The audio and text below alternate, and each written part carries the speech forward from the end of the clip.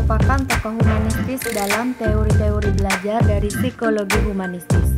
Ia lahir di Oxford, Illinois, pada tanggal 8 Januari 1902 di sebuah keluarga Protestan yang fundamental. Pindahan dari kota ke daerah pertanian di usianya yang ke-12 membuat ia senang akan ilmu pertanian.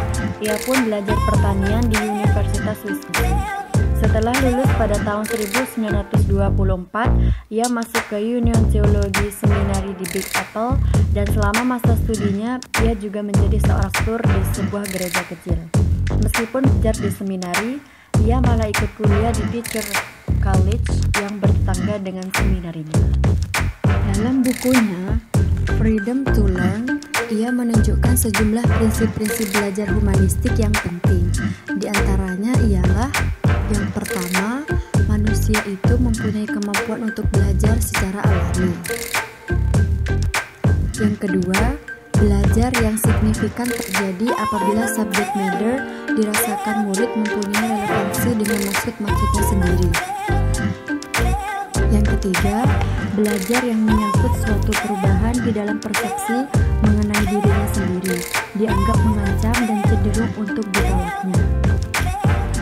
Yang keempat, tugas-tugas belajar yang mengancam diri adalah lebih mudah dirasakan dan diasimilasikan apabila ancaman-ancaman dari luar itu semakin kecil.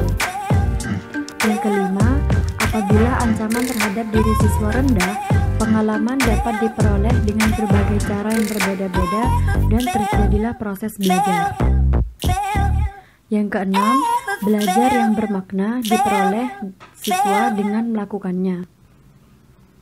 Yang ketujuh, belajar diperlancar bila mana siswa dilibatkan dalam proses belajar dan ikut bertanggung jawab terhadap proses belajar itu. Yang kedelapan, belajar atas inisiatif sendiri yang melibatkan pribadi siswa seutuhnya, baik perasaan maupun intelek, merupakan cara yang dapat memberikan hasil yang mendalam dan lestari. Yang kesembilan, kepercayaan terhadap diri sendiri, kemerdekaan, kreativitas lebih mudah dicapai apabila terutama siswa dibiasakan untuk mawas diri dan mengkritik dirinya sendiri, dan penilaian diri orang lain merupakan cara kedua yang penting.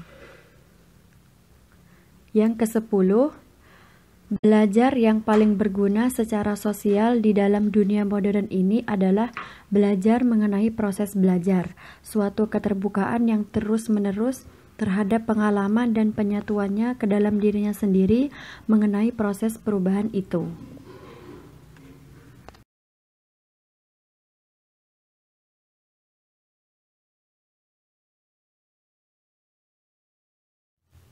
Belajar adalah menekankan pentingnya isi dari proses belajar bersifat elektrik.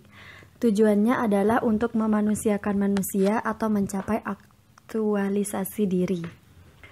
Aplikasi teori humanistik dalam pembelajaran adalah guru lebih mengarahkan siswa untuk berpikir induktif, mementingkan pengalaman, serta membutuhkan keterlibatan siswa secara aktif dalam proses belajar. Hal ini dapat diterapkan melalui kegiatan diskusi, membahas materi secara berkelompok, sehingga siswa dapat mengemukakan pendapatnya masing-masing di depan kelas.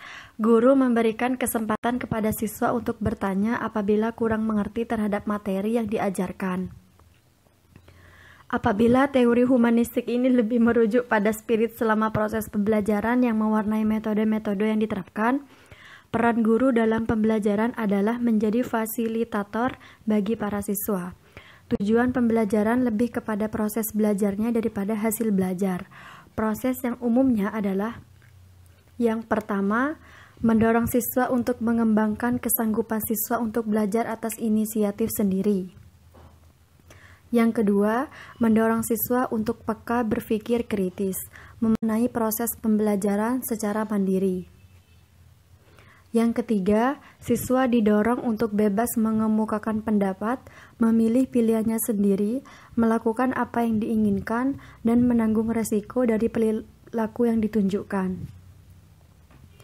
Yang keempat, guru menerima siswa apa adanya, berusaha memahami jalan pikiran siswa, tidak menilai secara normatif, tetapi mendorong siswa untuk bertanggung jawab atas segala resiko perbuatan atau proses belajarnya. Yang kelima, memberikan kesempatan siswa untuk maju sesuai dengan kecepatannya.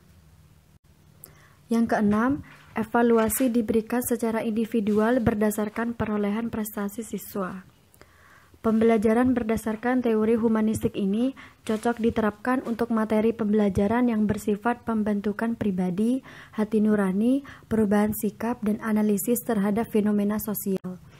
Indikator dari keberhasilan aplikasi ini adalah siswa merasa senang bergairah, berinisiatif dalam belajar, dan terjadi perubahan pola pikir, perilaku, dan sikap atas kemauan sendiri.